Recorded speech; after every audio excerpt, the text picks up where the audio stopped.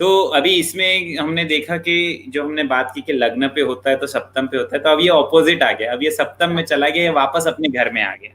Yes. तो इस तरह से एक देखो तो ये कारक भाव नाशम भी है, क्योंकि सप्तम हाउस का कारक एक तरह से कहीं ना कहीं सेकेंडरी कारक जो हम बोलते हैं इस तरह से है कि वही शुक्र मानते हैं। तो ऐसा बोलते हैं कि हाँ भैया सेवेंथ हाउस शुक्र शादी का कारक है और शादी के घर में बैठा है, लेकिन इसके पीछे एक और कैच है। क्या? वो आपको लस्टफुल भी बहुत बना सकता है, बिजनेस पार्टनर्स के प्रति अट्रैक्शन देके आ सकता है, हो सकता है एक्स्ट्रा मैरिटल अफेयर्स के लिए जो एक होता है ना कि आपको मल्टीपल चीजों में और इंटरेस्ट दिलवा सकता है, मल्टीपल स्पाउस में interest, if it is in the affliction. But if it is a very good position and if it is not afflicted and all these things, you can be have very good a physical relationship and all these things, and पद प्राप्ति में भी आपको help कर सकता है, specially into the fashion industries या जो कुछ बोलेंगे बॉलीवुड ये सब है, उसमें आपको पोजीशंस में अच्छा हेल्प कर सकता है। और यही चीज अगर हम अष्टम में जब शुक्र चला जाता है तो इसमें क्या है, देखो ये अष्टम का शुक्र it is very very very, मतलब बहुत सारे लोगों के प्रश्न भी हैं इसमें, मैंने देखा बहुत इंटरेस्टिंग है, एफ्लिक्शन है या नॉन एफ्लिक्शन है।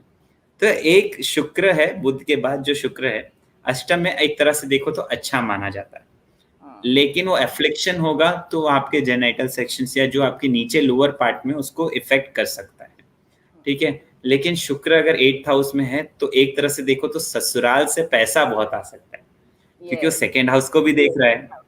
अच्छा मैं एक बात बताना भूल गया, 7th हाउस जैसे फर्स्ट हाउस को देख रहा था, तो जब अगर वीनस फर्स्ट हाउस में है, लग्न पे है और 7th हाउस को देख रहा है ना, तो इसके पीछे मुझे एक बात याद आ गई। हमने सबने पिक्चर देखी है ताल movie, if I am not wrong, सबने देखी होगी, तारा बाबू करके आलोकनाथ जी की। तो दो तरह के शुक्र होते हैं, दो तरह के शुक्र होते हैं।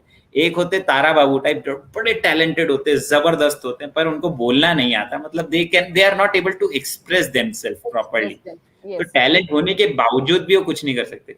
और दूसरे होते हैं अपने अनिल कपूर टाइप, एकदम बिंदास दिखेंगे, एकदम यंग बिंदास, भले टैलेंट नहीं इधर उधर करेंगे लेकिन इतने जबरदस्त होंगे वो एक्सप्रेस करने में। तो ये भी दो टाइप के शुक्र होते हैं। तो जब अष्टम में शुक्र होता है और विदाउट एफ्लिक्शन होता है ना, तो वो मुनि योग भी बनाता है। अब मुनि योग क्या है उसके बारे में कभी हम और चर्चा करेंगे, उसका एक अलग पूरा डिटेल टॉपिक है, कभी और चर्चा करेंगे। बट कहीं ना कहीं शादी के बाद थोड़ा सा पंडित जैसा वो योग क्रिएट कर सकता है। ये एक अष्टम शुक्र का है। और जिनका भी अष्टम में शुक्र है without affliction specially, I tell you they can be a very good jyotish, क्योंकि एक तो रिसर्च का घर है, दूसरा गुरु है, तो ये बहुत हेल्प करता है आपको ज्योतिष में रिसर्च करने के लिए और हेल्प करने के लिए। ये बहुत सुंदर कॉम्बिनेशन बनता है। और यही शुक्र जब 9th आपका है ना वीनस, वो सीक्रेट है। ये आप इतना अच्छा ज्योतिष करते हो, कृपा है गुरु की।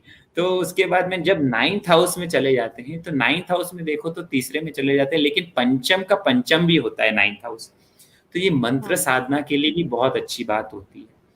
और अगर ये चीज एफ्लिक्शन में नहीं हो तो बहुत रिलीजियस भी बनाता है, वरना शुक्र ऐसा है कि वो विद्रोह भी करवाता है। तो कहीं ना कहीं अगर वो एफ्लिक्शन में पड़े तो गुरुद्रोही भी बना सकता है आपको। तो it is very beautiful combination of this 7, 8, 9। जैसे 7th में आता है तुला राशि, 8 में आता है वृश्चिक और 9 में आता है धनु। तो देखो दोनों शत्रु हैं, धनु जैसे आप आगे जाके बताएंगे, तो है एक फायर एलिमेंट और एक है वाटर एलिमेंट, लेकिन इसी को अगर हम थोड़ा सा कन्वर्ट कर दें वो एक फायर को, तो देखो आज वाटर को अगर वेपर करता है तो फायर करता है, और फायर को अगर कुछ करना है तो पानी करता है। तो वो दोनों कॉम्बिनेशन हमारे पंच तत्व से जो बना हुआ उसमें बहुत हेल्प करता है। तो अगर 10th हाउस में आपका वीनस आता है तो कुंडली का दशम भाव हम देखते हैं कर्म स्थान, बहुत ही महत्वपूर्ण केंद्र है ये लग्न के बाद, क्योंकि कर्म हमारे फल को डिसाइड करता है। आपके कर्म अगर अच्छे नहीं है, कोई भी प्लैनेट वहां पे बैठा हो, अगर आप कुकर्मी है तो आपको उसका फल बुरा ही मिलेगा। तो ये काल पुरुष की कुंडली में ये मकर राशि में आता है, जो कि एक शनि की राशि है, और शनि अधिपत्य जो है वो कर्मों का हिसाब करते हैं और वो न्यायाधीश भी है। तो ये हमारे अच्छे बुरे सारे कर्मों का यहाँ पे हिसाब करते हैं और उसके हिसाब से हमें उसकी फल प्राप्ति होती है। तो सूर्य और शनि जो है वो मित्र ग्रह है, तो इस भाव में हम जॉब देखेंगे, बिजनेस देखेंगे, मान सम्मान देखेंगे, यहाँ से हम पिता का भी घर माना जाता है ये। बॉसेस का अथॉरिटी, पॉपुलैरिटी, लीडरशिप, क्वालिटी, इन सब का विचार हम यहाँ से करते हैं।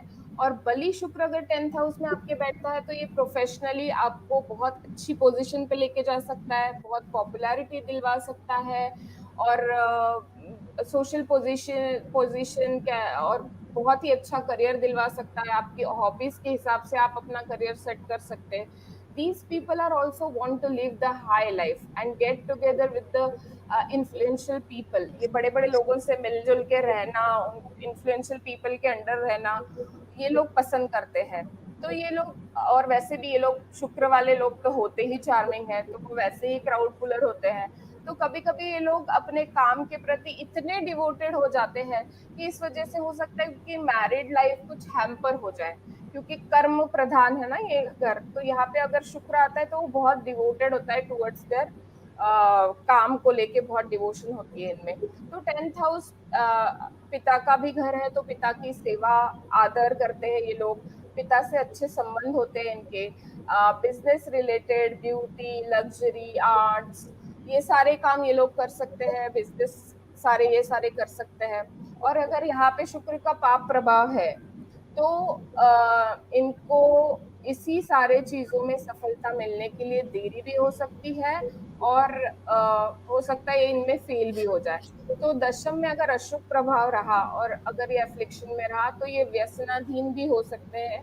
और इनकी सप्तम दृष्टि 4th हाउस पे पड़ती है, तो माता का सुख, अच्छा घर, अच्छी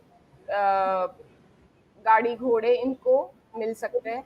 अफ्लिक्टेड शुक्र सेम इसके अपोजिट आपको रिजल्ट देगा।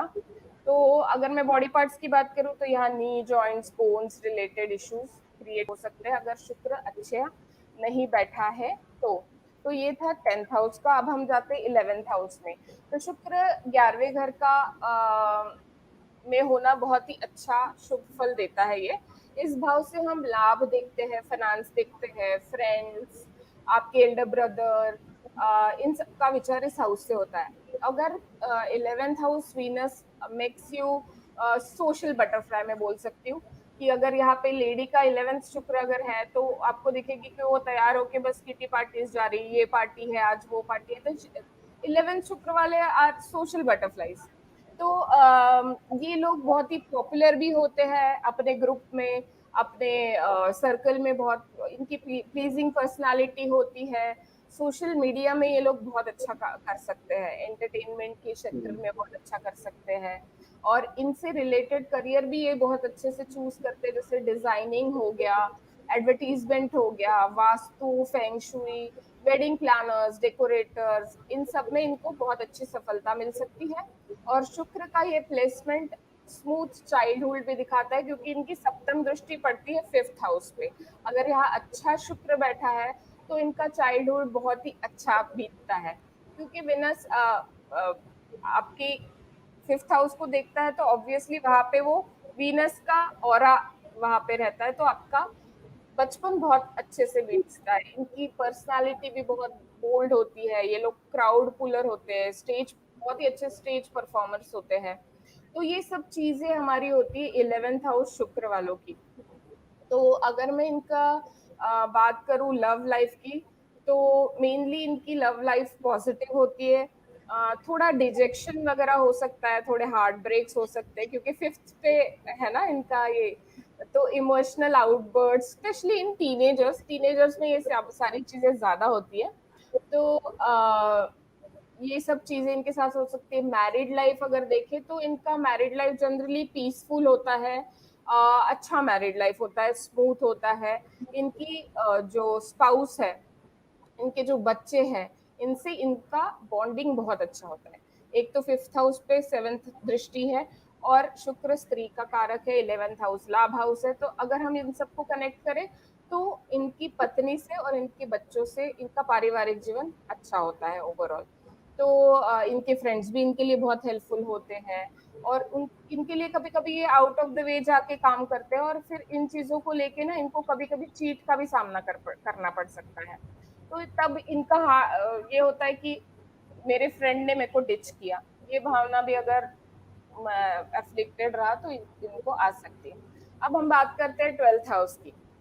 तो शुक्र 12वें घर में, 12वें घर से तो हम लॉसेस देखते हैं, एक्सपेंडिचर देखते हैं, फॉरेन कनेक्शन देखते हैं, बेड प्लेजर भी देखते हैं, और आपका स्लीपिंग पैटर्न कैसा है वो देखते हैं। तो काल पुरुष की कुंडली में यहाँ मीन राशि आती है, शुक्र यहाँ उच्च के होते हैं, तो बहुत ही कंफर्टेबल पोजीशन होती है ये शुक्र की, और यहाँ शुक्र सबसे अच्छे रिजल्ट देते हैं। 12th हाउस में कोई भी ग्रह हम व्यर्थ मानते हैं क्योंकि वो हाउस ऑफ लॉस है, लेकिन यहाँ पे शुक्र सबसे अच्छे रिजल्ट देते हैं। 12th हाउस में वीनस जातक को लविंग बनाता है, केयरिंग बनाता है, चीयरफुल मैग्नेटिक पर्सनालिटी होती है इनकी, वाटर स्पोर्ट्स, ट्रैवलिंग, एडवेंचर्स, इन ये सारी चीजें इनको बहुत पसंद होती है। आश्रम भी देखा जाता है इसमें, तो आश्रम के हिसाब से चैरिटी भी ये लोग करना बहुत पसंद करते हैं।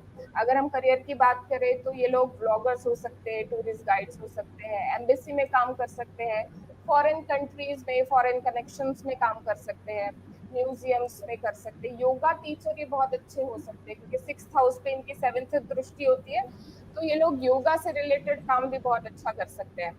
तो ये लोग अनचाहे खर्च भी बहुत करते हैं। 12th house is the house of expenditure also, तो ये बिलीव भी करते हैं वैसे शुक्र वाले की लिव लाइफ किंग साइज, तो ये लोग इसी चक्कर में खर्च भी बहुत अच्छा करते हैं। तो इस वजह से अब इनके बीवी बच्चों पर, अपने फैमिली पर ये बहुत अच्छा खासा खर्च करते हैं।